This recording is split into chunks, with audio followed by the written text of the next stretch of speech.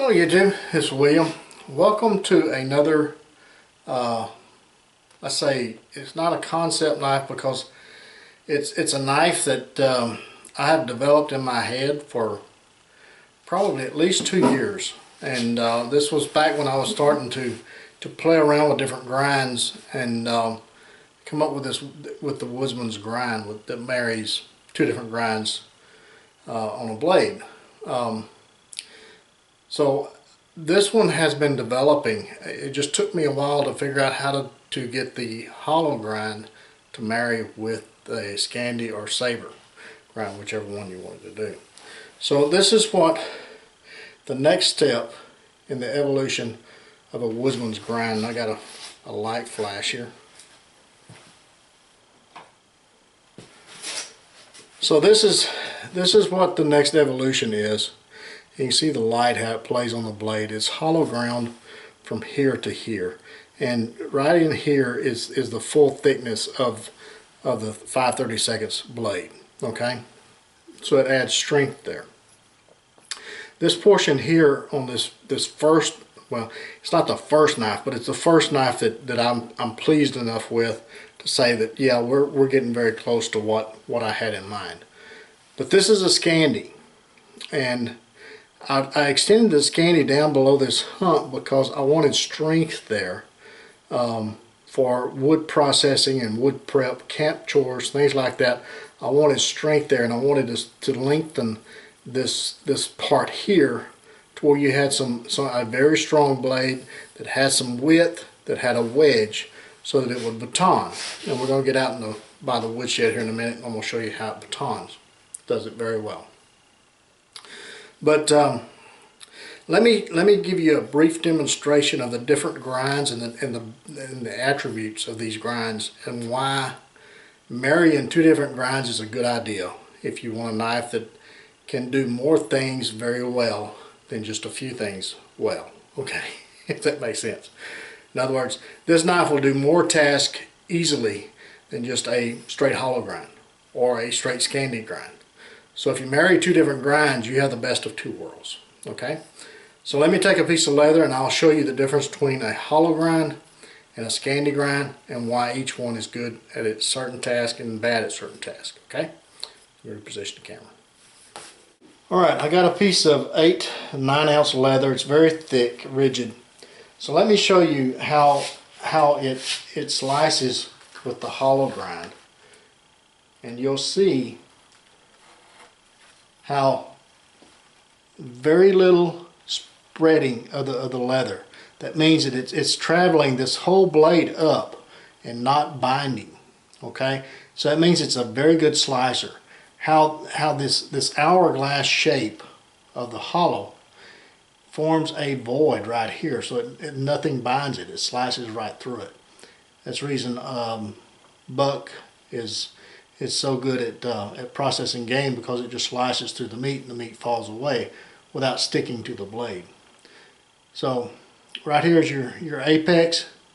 Once it hits that apex, then there's nothing else that it's going to reach until it gets to the spine. Okay, it's a lot of travel there. Now let me show you how a Scandi will go. See how the leather is trying to spread apart? So you got friction, you got bind, and it's wanting to bind and pinch the blade. Okay, which makes a Scandi very good at batoning because it splits things apart. It wants to separate things. Whereas it's not as good at slicing things, but it's great at wood processing. So if you combine both of those grinds together, then you have a blade that processes meat, does kitchen chores very well. It does all your game prep, your butchering and things like that.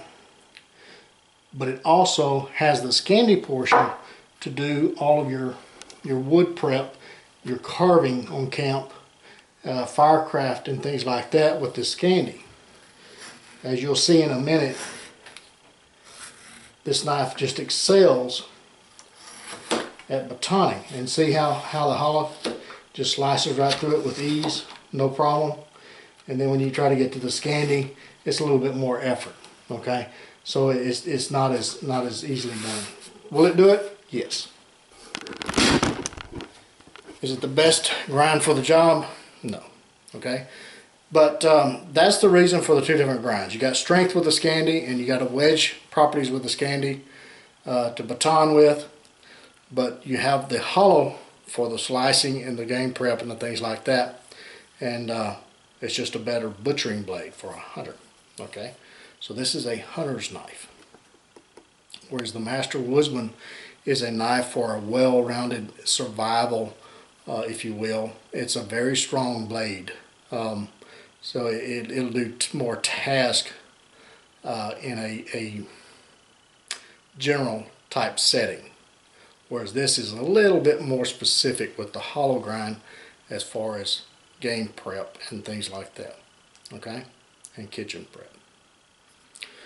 Alright, so let's take it outside and play with it for a moment, and I'll show you what it can do on wood processing. Alright, we took it to the woodshed. So let's see if we can't split this. It's red oak.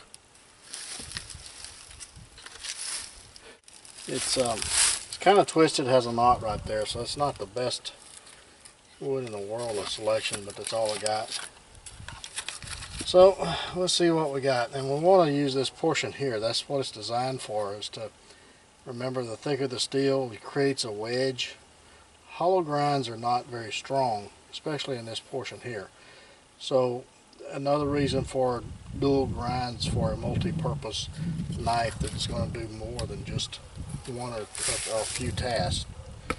Something that'll do multitask is what the idea is.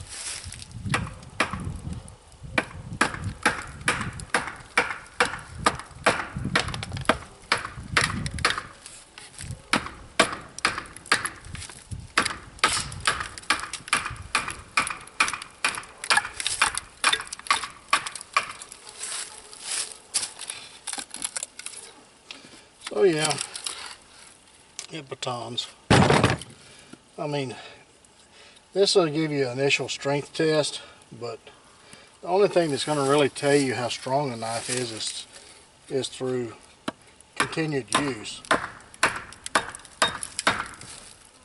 So you just have to continue to use the knife.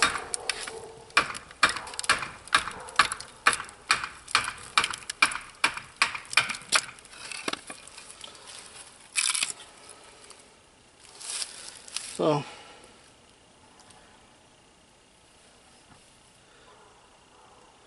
edges and everything is fine. Again, that's where your strong part is. That's for the batoning and the wood processing. That's what that Scandi portion is for.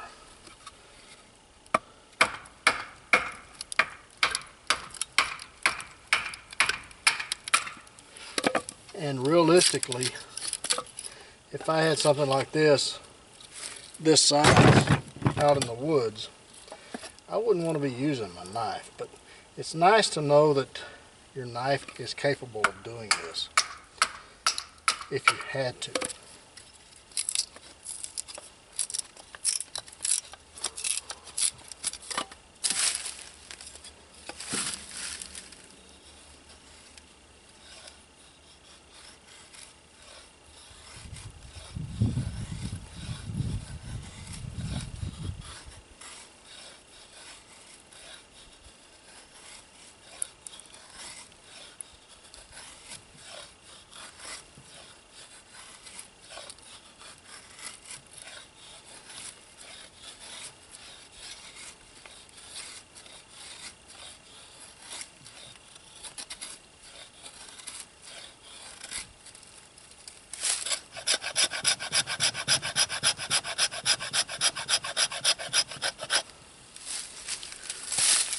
So that would be ready to take a spark from a ferro rod very easily. Get you a fire started. So I would say that the Scandi portion of the blade fared very well. And again, no chips, dings, dents, or anything. I mean, it's still razor sharp. So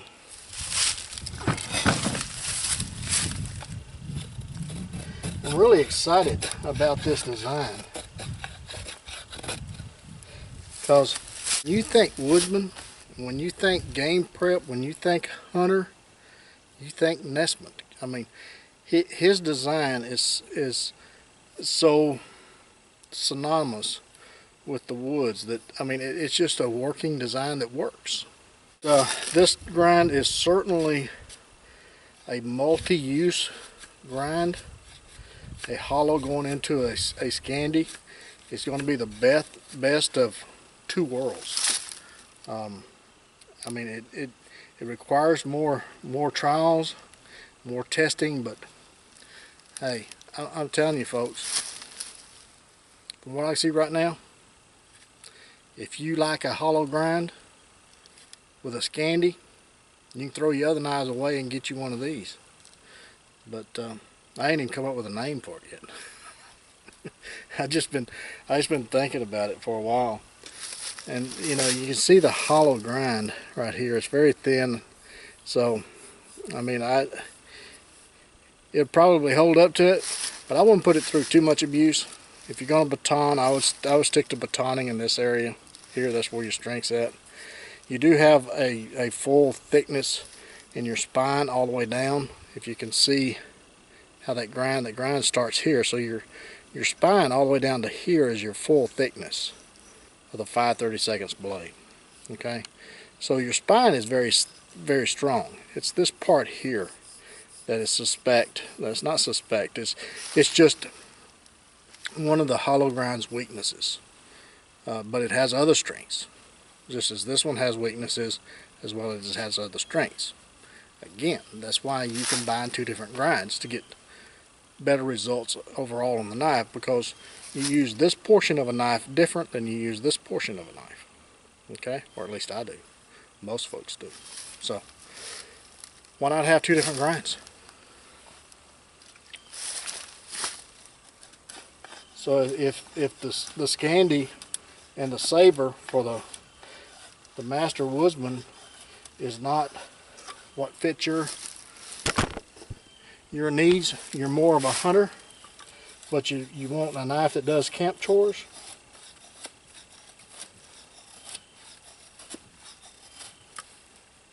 hey, that right there, get the job done. Let's go back inside the shop, and I'm going to go through some different attributes of this and show you the design intent and what I was thinking when I thought this designed up a few years ago. And it just got to the point where now that after several buckets of steel, I finally got the hollow grind, and I do everything freehand mostly. Some of the Scandis and things like that I use a jig, but for hollow grinds, full flats, and a lot of the Sabers, it's all freehand, because once you learn how to grind freehand, you can pretty much do anything. So I try to learn how to do everything freehand, and so it took a while to understand and figure out how to do this hollow grind free-handed to make it work. So but I think I'm about 95% sure that we're pretty much there. I want to take this knife and I'm going to use it for a while and put it through some camp chores and things like that, and on camp and kitchen prep and things like that, and see if there's anything that I need to do as far as the shape and design. But I think we're very close. So let's head back in the shop. So wasn't that fun?